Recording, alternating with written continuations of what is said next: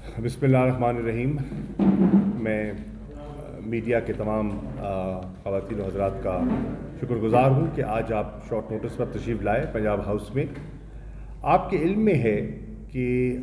آج ایک اہم فیصلہ سنایا جانا ہے. جو پروہیبٹڈ فنڈنگ کیس ہے وہ بڑی دیر چلا اور لوگوں نے اس کو بڑی دلچسپی سے لوگ اس کو سنتے رہے، دیکھتے رہے، ڈیولپمنٹس جیسے جیسے انفولڈ ہوتی رہیں،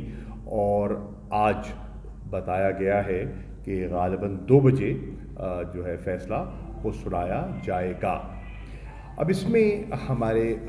میرے ساتھ تشریف فرما ہے سینیٹر علی ظفر صاحب، جو کہ ہماری پارٹی کو لیگل میٹرز میں ریپرزینٹ کرتے ہیں اور بڑے ایبلی ریپرزینٹ کرتے ہیں. تو میں چاہوں گا کہ جو ان کی نظر میں پروہیبٹڈ فنڈنگ کیس ہے اس کے لیگل ایسپیکٹس کیا ہے اور وہ اس کو کس نظر سے دیکھتے ہیں، وہ اس پہ روشنی ڈالیں گے. میرے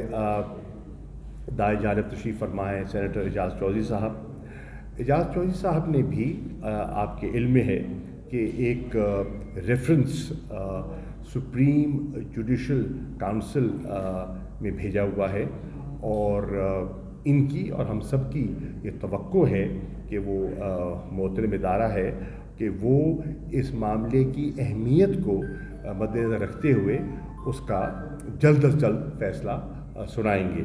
اور اس کو ایکسپیڈیشلی اس کو ڈیل کریں گے. اور پھر میں اختتام پر میں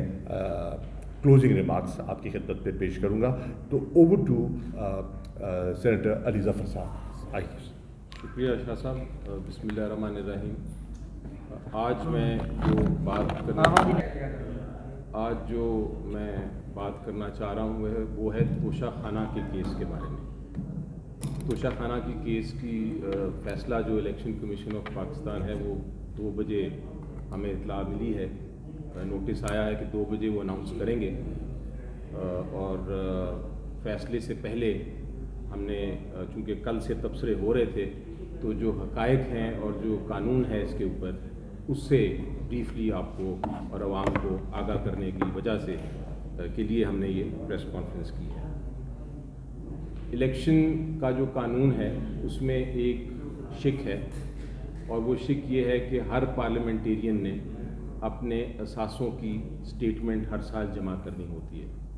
اور وہ جو 30 جون ہر سال کے وقت جو ان کے پاس اثاثے ہیں وہ ان کو ڈکلیئر کرنے ہوتے ہیں. اسپیکر صاحب کے پاس ایک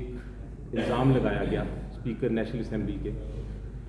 پاس ایک الزام لگایا گیا، کچھ ایم این ایز نے لگایا چیئرمین عمران خان صاحب کے خلاف، اور اس الزام میں کے 3 حصے تھے. سب سے پہلے تو انہوں نے کہا کہ توشہ خانہ سے عمران خان صاحب نے کچھ تحائف لیے ہیں 2018 میں اور 19 میں، اور ان کو اپنے اثاثوں کی جو سٹیٹمنٹ ہے اس میں اس کا ذکر نہیں کیا. اور دوسرا الزام جو بہت بڑا الزام تھا وہ یہ لگایا کہ انہوں نے جو پیسے دینے ہوتے ہیں ان تحائف کے لیے، جو رولز کے مطابق اگر آپ نے خریدنے ہیں تحائف تو آپ خرید سکتے ہیں، وہ پیسے نہیں دیے اور اس کے بغیر انہوں نے یہ تحائف لے لی ہیں، اسی لیے انہوں نے اپنے اثاثوں سے چھپائے ہیں. اور تیسری چیز یہ کہی گئی اس الزام میں کہ چونکہ اس سے ظاہر ہوتا ہے کہ عمران خان صاحب صادق اور امین نہیں ہیں، اس لیے ان کو تاحیات نااہل کر دیا جائے آرٹیکل 62(1)(f) کے تحت جو ہمارے آئین کا ہے. یہ اسپیکر صاحب کے پاس جب معاملہ گیا تو انہوں نے نہ خان صاحب کو بلایا، نہ سنا، نہ حقائق دیکھے اور سمجھے، نہ قانون کو دیکھا اور سمجھا، اور سیدھا الیکشن کمیشن آف پاکستان کے پاس بھیج دیا کہ خان صاحب کو نااہل قرار دے دیں. جب الیکشن کمیشن آف پاکستان کے سامنے آئے ہم تو سب سے پہلا جو الزام تھا کہ کیا پیسے دیے ہیں ان تحائف کے لیے کہ نہیں. تو ہم نے یہ ثابت کیا اور چلان فارمز پیش کیے الیکشن کمیشن آف پاکستان کے سامنے کہ ہر تحفہ قانون کے مطابق اس کا باقاعدہ پیسے دیے گئے اور اس کے چلان فارمز جو تھے وہ ہم نے جمع کرا دیے، اور جو کابینہ سے انفارمیشن مانگی الیکشن کمیشن آف پاکستان نے، اس میں بھی ذکر کیا گیا کہ یہ پیسے دیے گئے ہیں ہر تحفے کے لیے۔ تو پہلا الزام جو تھا وہ تو بالکل بے بنیاد تھا۔ دوسرا الزام جو تھا وہ بھی بڑا انٹرسٹنگ ہے، اور وہ یہ ہے کہ یہ کہا گیا کہ یہ جو تحفے جن کا پیسے دیے ہیں ان کو ڈکلیئر نہیں کیا 2018 اور 19 والے ریٹرن میں جو اسٹیٹمنٹ فائل کی الیکشن کمیشن آف پاکستان کے سامنے۔ تو وہ بھی ہم نے نہ صرف 2018-19 کے بلکہ 2020-21 اور 21-22 کی جو اسٹیٹمنٹس تھیں اس کے اندر وہ پیش کی ہم نے الیکشن کمیشن آف پاکستان کے سامنے، جس میں نظر آتا ہے کہ ایک ایک تحفہ جو کہ الیکشن کمیشن آف پاکستان کی اسٹیٹمنٹ میں ذکر کرنا چاہیے تھا، ہر تحفے کا ذکر کیا ہے، اور جہاں ان کو سیل کیا ان کو اس کا بھی ذکر کر دیا کہ سیل کے جو پیسے ملے وہ اکاؤنٹ میں آئے ہیں، وہ بھی ایسٹ کے ذریعے اسٹیٹمنٹ میں ذکر کر دیا گیا۔ اس کے علاوہ جو سب سے ریلیونٹ چیز ہوتی ہے اس میں وہ آپ کا ہوتا ہے جو income tax return, because income tax return میں آپ پورے سال کی ڈیٹیلز دیتے ہیں۔ ہماری ضرورت نہیں تھی لیکن ہم نے وہ بھی 2018 کے، 19 کے، 20 کے، 21 کے، 22 کے جو خان صاحب کی انکم ٹیکس اسٹیٹمنٹس تھیں جو کہ ایف بی آر نے ایکسیپٹ کی ہیں، ان کو مانا ہے، اس پہ کوئی کسی قسم کی کارروائی نہیں کی، ان کو بھی پیش کیا، جن سے یہ ظاہر ہوتا ہے کہ انہوں نے پیسے دیے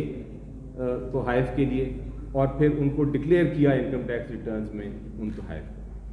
تو جہاں تک حقائق کا تعلق ہے اس کیس میں بڑا کلیئرلی واضح طور پہ ہم ثابت کر چکے ہیں انکم ٹیکس ریٹرنز کے ذریعے، چلان فارمز کے ذریعے اور باقاعدہ جو ڈاکیومنٹس ہم نے فائل کیے اس کے ذریعے کہ یہ کسی قسم کی اس میں کوئی ہم نے مس اسٹیٹمنٹ یا مس ڈیکلریشن نہیں کی،